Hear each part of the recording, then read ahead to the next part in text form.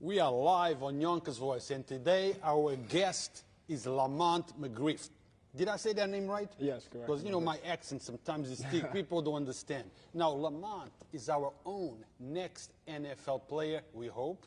He's working towards that direction. But we want to speak with Lamont about his experiences. So, Lamont, just a small talk about you, you know, what you do, what you've been doing, what your aspirations are. Okay. You want me to start from like like high school or just college? Yeah, yes, high school's good. Okay. I went to Iona Prep from Yonkers Montessori Academy. I went there in pursuit of a better football opportunity at Iona Prep in New Rochelle. I stayed there for 4 years. I was a captain my senior year. We ended up winning the AA championship in, I believe that was 2016. And then I went to Utica University, now Utica University, the summer of 2017. I had a little bit of a bumpy road at Utica. I've dealt with injuries, personal, mental issues. You know, it was just a big learning experience, like overcoming a lot of adversity while in college, away from your family, stuff like that.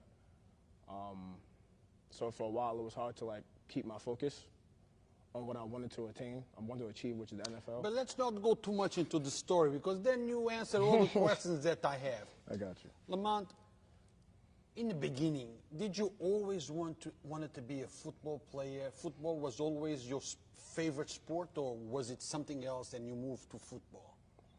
So originally, my mom is a basketball player. She played basketball growing high school. So when I first started playing sports, I played basketball with the Gauchos in the Bronx. I didn't start playing football until I was about 5. And my mom says I just randomly asked her to play flag football one day. So once I asked her, she let me play, and then from there, we stayed with the Eastchester Blue Devil.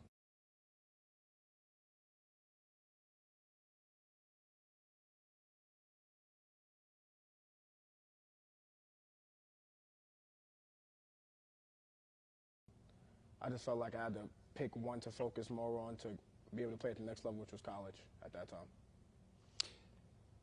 And when you made that decision, was things easy for you? Look, I'm going to football, I'm going to college, I'm going to be an NFL player. Things came easy to you, or does it take time, persistence?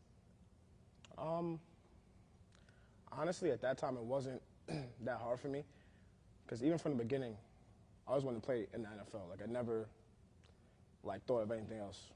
So when I was playing basketball just for fun. Even now, I still play basketball, but it's just not the same kind of passion I have for football. But football, from the beginning, was just what I knew I wanted to do. But what I mean is, was it easy in the sense, look, most kids, they want to be a basketball player, they want to be an NFL player, and they think that just because they play, they're going to make it. And I tell people always, yes, you might have a dream, but that dream does not come true unless you put yourself into it. Because you're going to fall sometimes, you have to get up. That's what I'm trying to find out. Was it easy for you? Oh, no, it definitely wasn't easy, no. Like, even now, it's like, nothing's like guaranteed. So what you have to use to like just keep yourself going, like without, like there's a bunch of uncertainty. When you want to like try to go pro and like be a professional athlete, like there's a bunch of uncertainty. So you don't know what's going to happen next. You just have to just keep working. Like, what I would definitely tell people is just like, you have to work when other people aren't working. That's like the only thing you can do. And even then you still could not make it. So you just got to trust yourself and your ability and then let everything else fall into place. So you really can do, just control what you can control. You stayed out of, let me look for a better word. You had a good life in a sense. Never got in trouble, okay? I know your mom, an excellent lady. I know her for many, many years. Actually, I've been asking for this interview for many years, Lamont, for many years. Before you went to college, I've been telling your mom, talk to him, see if he wants to do it. But you know, time had to be right, and I guess this is it. I think it's perfect timing, actually. I think it's perfect timing. Why you think it's perfect time? I'm done with college now. You know, I'm really focusing on like the pro level with different workouts and stuff like that. So I think this timing was, I think there's no better time than now for this little segment interview. Now, Lamont, you got in college. You played for a few years. How was your relationship with the staff, the teachers? How did they see you? Because sometimes I think that teachers, they see players. I'm not saying always that way. I'm just talking about sometimes. Players as, okay, all they're good for is to play. Gotcha. Academics, maybe it's really not there. They're here because of their skills. And I said, no, there is very bright people there. Okay, how you feel about that? Is it so somehow true, not true? I would say it varies on the individual. It's very easy to be an athlete in college and not, you know, not want to focus on your academics. Then you have to realize, like, you're still in school. So you're not just gonna, unless you're like at a Division I school or a top draft prospect, you have to do school. Like, you can't not want to do schoolwork and then want to go play in the games. I was like that for a little while, but I come to realize that very soon, like, after like my 3rd month in college, I realized that you can't just like, it doesn't work that way. So after like I had a rough freshman year, but after that, you learn how to become a student athlete, like very literally. Like you just have to know how to manage your time. And certain teachers a lot of teachers usually pick up on student athletes who are actually putting in the effort. So that's kind of where I come from. Like a lot of my professors would see me struggle like my first semester, I should say, and then see me like slowly adjusting. So they'll give me more leeway when it comes to different things in terms of academics. Because at the end of the day, you know, you might be an athlete, but not everyone makes it. And if you don't make it, you need that degree to go on with your life. 100%. Correct? Yes, sir. If a kid comes to you and say, Lamont, I saw that interview. I want to pursue your dream. I have a dream that is very similar to yours. Do you have any suggestions, recommendations for me on how to go about it to get my dream fulfilled? The first thing I would tell a young kid, something I wish people told me is, say for example, the kid is like, he's very skilled in his sport now, and he's just dominating his competition. I would tell him like, eventually you have to start training in the off season. Because me and like all my friends growing up, a few of my friends, if I'm allowed to say names. Yeah. My friend. Shout out too if you want to shout out to anyone. It's okay. Me and a few of my.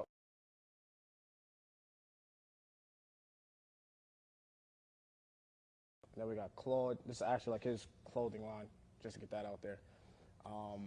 You got one on me. Claude, there's Anthony, and there's Rich. So we all played in Eastchester. And we were just dominating everyone like every week. We played Eastchester. But at a point, that's all natural talent. Because when you're 7, 8, 9, 7 to 9-year-olds now like train with their trainers and stuff like that. Like, we weren't doing that. We would just go dominate on Saturday and play video games like after.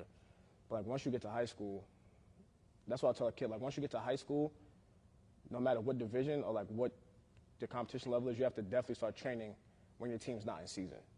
That's what I would say. And that's the first thing I would definitely tell a young kid is you have to train when your team's not in season and when your other teammates are in training as well to get the upper hand on all your competition. Now, I'm sure that you see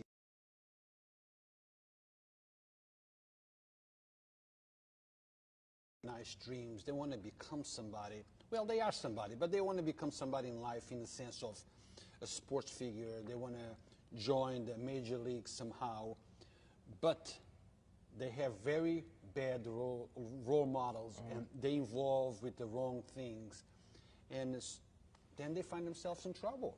Okay, I know your mom, as I said earlier, and I know that she's a very strong lady. Yes. And maybe because of that, she gave you very good principles that help you stay focused. 100%. Yes? Yeah, 100%.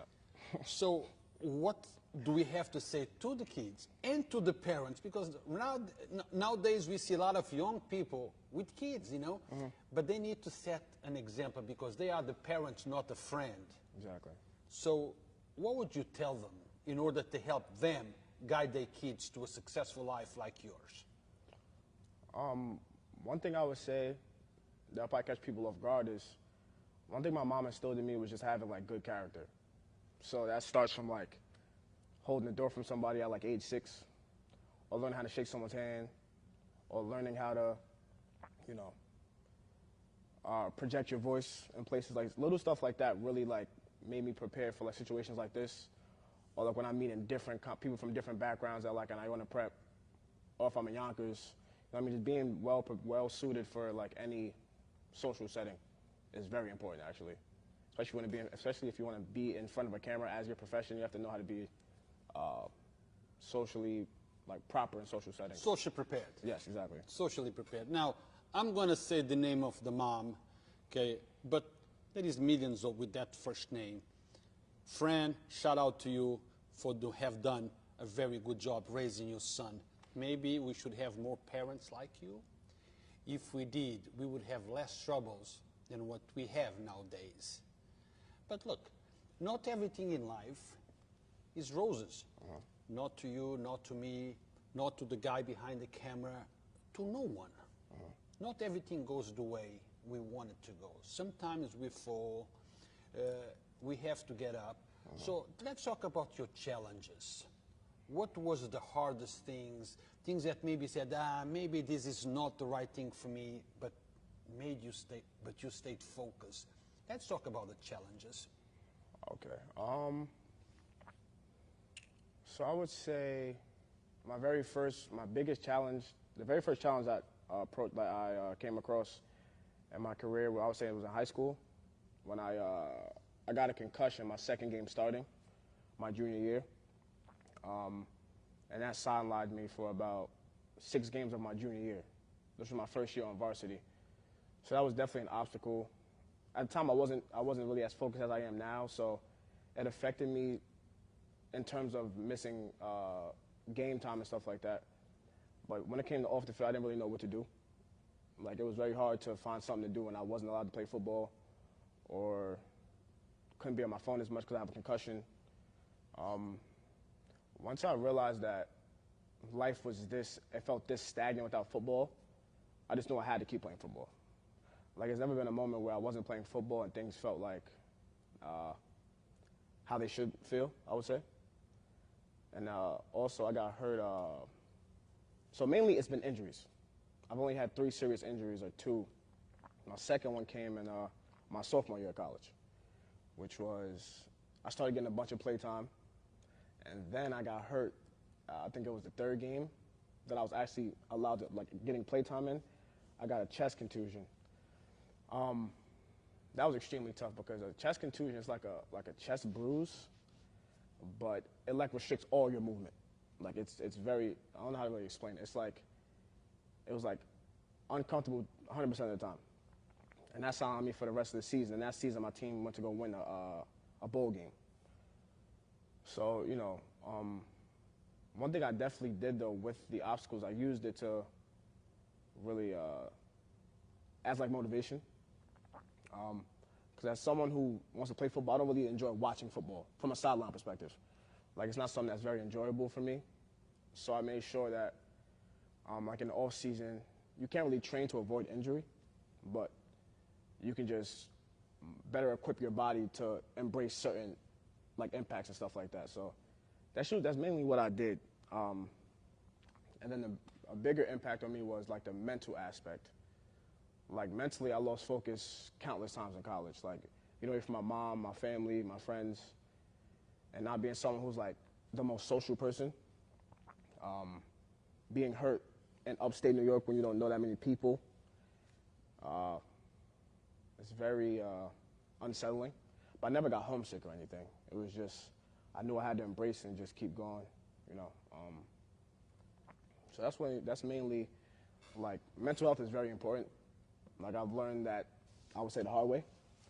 But as long as you have like your mental like on straight and you have like your goals in hand, as long as you never lose focus, I don't think anything can deter you from like your goal ultimately. Good. Now, guys, we're going to take a second for a shout out to our sponsor. This interview is sponsored by Salvation Army here in Yonkers, 110 New Main Street. Salvation Army is not just a church. Salvation Army does much more than church services. Work for the community, things that we need done out there, and to help the others, help the community. So if you're interested in helping the Salvation Army, if you want to know how, contact them. 110 New Main Street in Yonkers, right next to La Piñata restaurant. But Lamont, what about in regards to social issues? You're a young black man.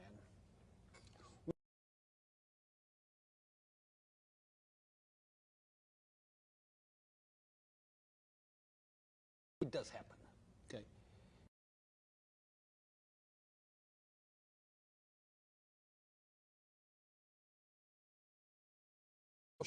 Socially outside, you know, on the streets?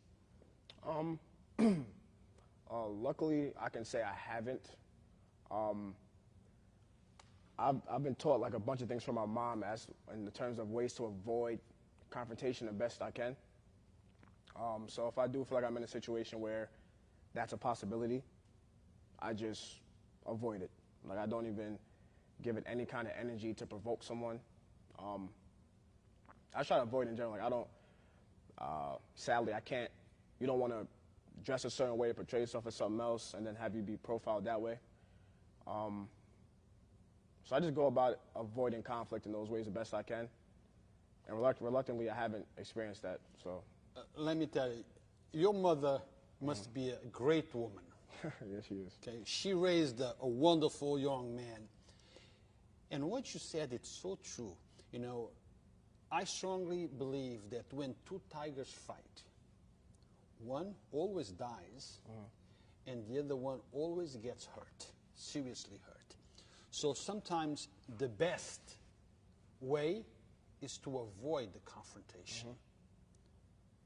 Because I say to lots of people that sometimes young folks out there, black or white or pink or blue, they died because of their mouths. You know, because they feel like you're not going to diss me, you're not going to disrespect me, and they fire, you know, they say something back, and then there is an exchange, and often the ending is not good. So avoiding, as you said, it's the best. Okay. Now, what about drugs, Lamont? Have you ever used anything? Yeah, the only thing I've used has been like marijuana. Yeah, but that's legal now, right? Oh, in terms of anything that's those kind of other drugs, no. I haven't really been around them either. Like in college, people would assume like you've seen it, or I haven't seen like any of that stuff in college. Which is good. The reason I'm asking you is because we have seen lots of things as well, including I have a mom here seen whose daughter, a 15-year-old young lady, died because of a fentanyl. How you say it? Overdose? Overdose of fentanyl, unknowingly. She did not know. That was given to her. Now, there is a lot of young people that knowingly take it. What is your recommendation to them? Because sometimes just saying that line, say no to drugs, is not enough. Yeah. Okay. How to stay away from it? It seems hard to really give that advice to teenagers now, because it seems like the bigger social media is getting, it's kind of hard to, like, high school kids are more susceptible to like different things now. So they could be going through some and then they resort to drugs. I think the main reason people resort to drugs at that age is just to seem cool in the social setting, because sadly it does help. Like it does help you become a more known person if you're in high school doing drugs. I've definitely seen it before. So I don't really know when that's gonna like change, but I would say a way to avoid it, how I avoided it was, I'm a bit different though. Like, since I was younger, I told my mom I'm not gonna drink or smoke. And a lot of kids like say that, but like I really didn't do anything until I turned about 18. So I just felt like if it's not gonna like benefit you, if you can't think of, if you want to take a drug, you can't think of anything it's gonna do to benefit you. I don't think there's a point. Taking it. And right? consuming it, there's no point. Now, I have a person here. As you know, we are live on Yonkers Voice, and I have a person here by name of Deidre Thompson. She says, young man, you are a great speaker. When she says young man, she means you, not the other young man. It's you they're talking about. Thank you. Ru, please do some more interviews like this, please. More young people who can encourage others. That's you.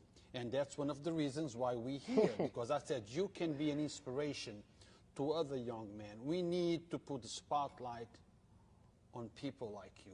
Yes, young people that can inspire others to be positive, involved in the positive.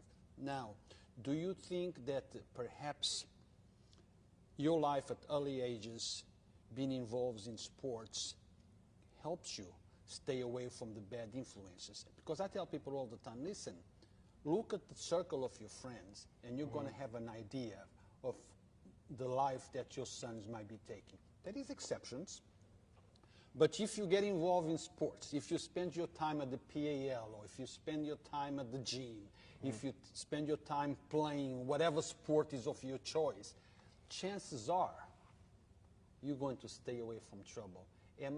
This is my personal opinion. I could be wrong. Am I wrong, or you feel the same?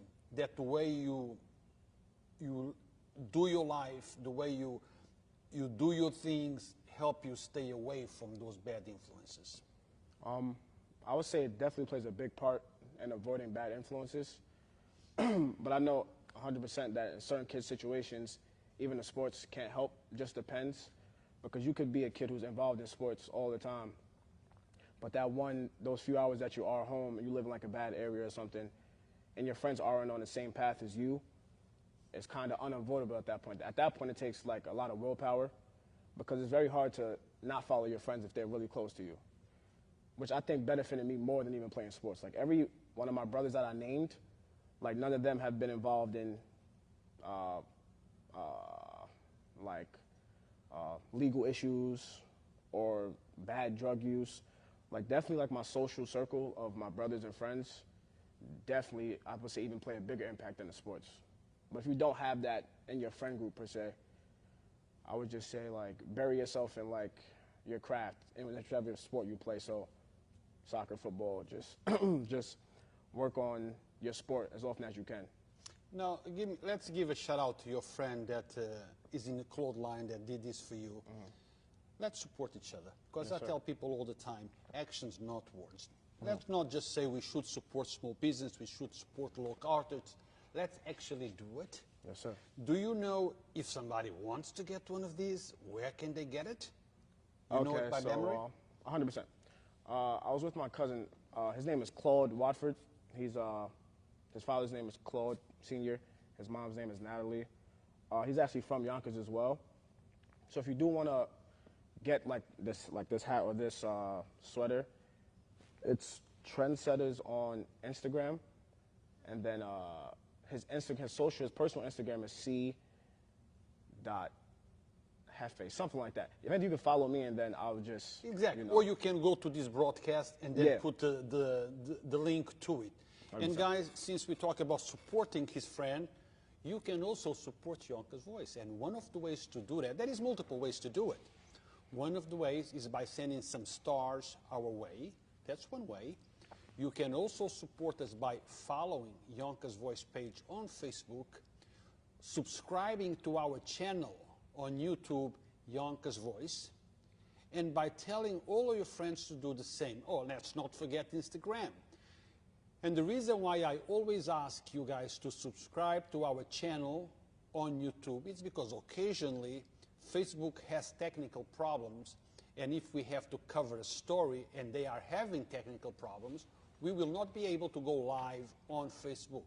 Then we go live on YouTube. So if you want to stay on the know about what's going on in the city of Yonkers, follow Bolt. Okay, and don't forget to turn the notifications on so when we go live, you get notified. By the way, at around 12 o'clock, we are going to be at the City Hall for a press conference in relation to the attack on the Asian lady that happened here in Yonkers a few days ago. It's a press conference about that. Tune in to know what's going on. Lamont, future. Yes, sir. The future. Now, let me tell you the deal here. You thought this was a free thing. It's not a free thing. Okay? I believe that in a couple of years, I will be watching you on my big TV playing on the NFL. Yes, sir, that's the plan. Okay? And I don't want to make that call, hey, Lamont, what's going on? And you tell me, who? Yonkers Voice? Who are you? Never. Okay? Never do that. I don't want that. I got you. You know, when you start playing, you have to give us your word that you will come back here, sit with us, or maybe you don't come back here because you don't want to park your Lamborghini downstairs. But you can tell me where you're going to be, and I go and meet you. Because I want to show the people, the young man with nice dreams that work hard for whatever he got, okay, now successful NFL player. Actions, not words. Yes, sir. And that way we can motivate others and say, listen, Lamont did it. You can do it too. All that you need is to stay focused, stay out of trouble, and work hard for your dreams, just like you did. Yes, sir. Things don't come on a silver plate, say, here, this is the ticket for you, the NFL player. Which team you want to play with? Okay, just take this ticket. Don't work that way. Life don't work that way. Wrong, right or wrong? 100% correct. So where do you see yourself a few years from now, Lamont? I honestly see myself playing professional football. I might not be there this year or in the next few months, but I definitely have myself before around 25. I'm 22 now, playing in the NFL on some team. I'm not going to really stop until I get to that goal or that point. So. And then you're going to show me that ring? Yes, sir. I actually have 2 rings actually now from championships. Oh, yeah? I actually have a high school ring, and then I have a college ring from a bowl game. So I have 2 right now. In which position do you play? I play running back. I used to play both offense and defense. Once I went to college, I went primarily running back. Strictly. Now, Lamont, let's say instead of me here, you have the owners of a few football teams, and we're talking to you, and you have an opportunity to join any of those football teams. Which one would you pick? Put you on the spot. 1 or like a top 3? Let's pick up top 1, then top 2, and then top 3. All right.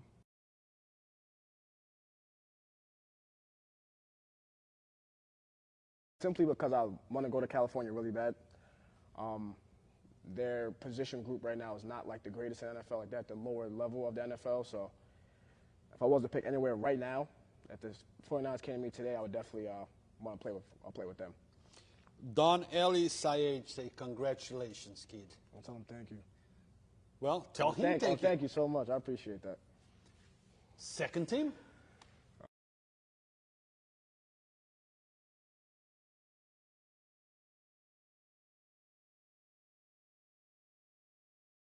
I'll definitely say the Chiefs as well.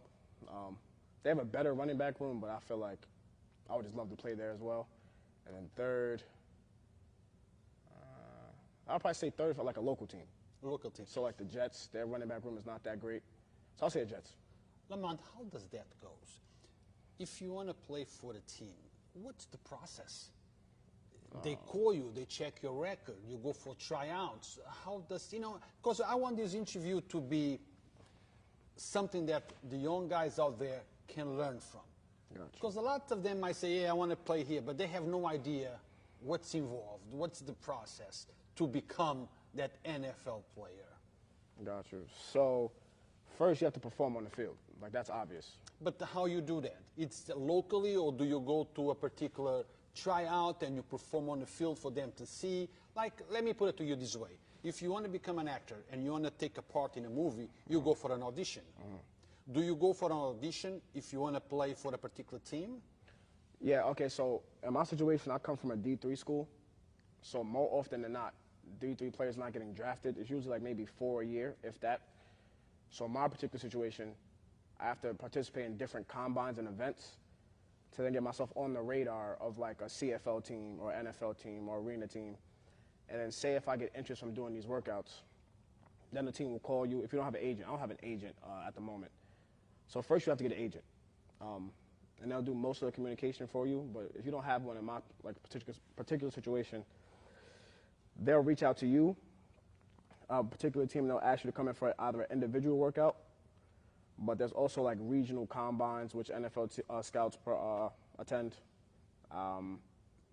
If they're really interested in you after seeing you work out a few times, they'll have you come in for a private workout, and then you either get good news or bad news from there. But even once you get your foot in the door, the whole league takes notice. So if the Jets brought me in, God willing, and I don't succeed with them, or they don't like my skill set, that doesn't mean like the Dolphins can't approach me or... Yeah, as long as you're on the spotlight. Exactly. Now everyone knows you, Exactly. you're there. Now, look, Deidre Thompson, I think you know this lady, or she knows you. I'm trying to think. Well, doesn't matter. She says, I look forward to seeing you playing the NFL soon. Kudos to your mom. I know she's proud of you. Actually, we're all proud of him. Okay, I want to see that game when he starts playing, and I'm hoping that Lamont will remember me and say, Rue, I got a ticket for you. This is my first game. You get your butt here. You have my word. I won't forget. I won't forget you guys, like at all. It's impossible. It's like my first, second, this is my first, one-on-one interview. So it's going to be like my memory bank forever. So Look, I'm just kidding about the ticket. I wish you the very best. Appreciate it. I wish tons of success. I hope that you make your mother extra proud than what she is already.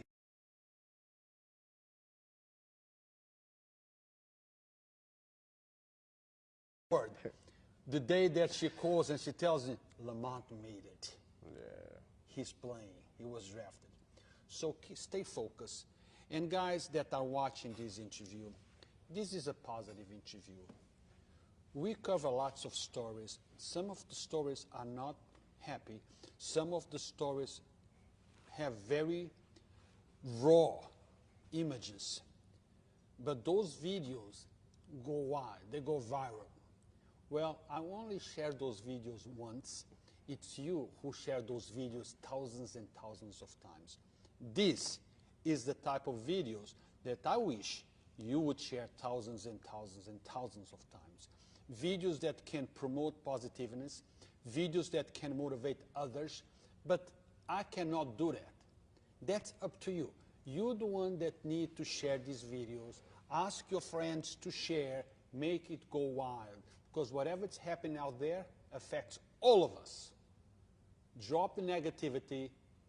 I just put those videos out so you know what's going on in this place or that place. But this is the type of video that I wish all of you would share it. Lamont, thank you. But before we go offline, is there anything that I forgot to ask you that you want to bring up, that you want to say, that anything at all? We basically touched...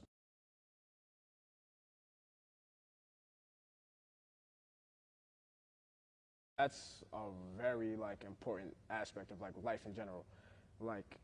In any field or any age, when your mental health is off, it's just it's like a snowball effect. Everything it's just, is off. Everything just feels like you lose motivation, appetite. It's a very serious matter. So I would say definitely focus on your mental health. How do you want to go about that? Whether it be talking to family or reaching out to anyone positive in your life, just talk to someone if you need to. Or usually I just take time to meditate every day. I started doing yoga and serious meditation for 30 minutes a day. And I started reading these psychology books too. So if you're going through a hard time, if you're not someone who could be to yourself and calm yourself down, don't hesitate to reach out to anyone. Or in general, even you can reach out to me if you really want to. If it's someone who's younger, reach out to my Instagram. I'll tag it in the comments or anything. What's the Instagram name? Tag? My name is lboogie2411. So I'll have follow that him. tag somewhere. Guys, moral of the story.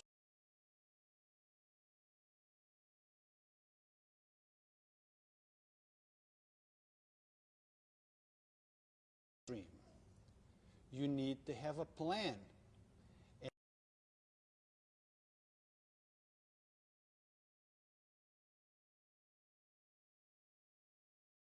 can always, all of us can fall here and there, but we need the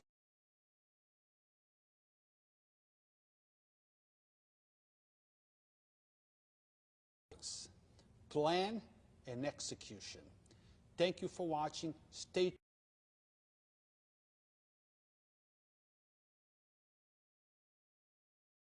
up in regards to the hit.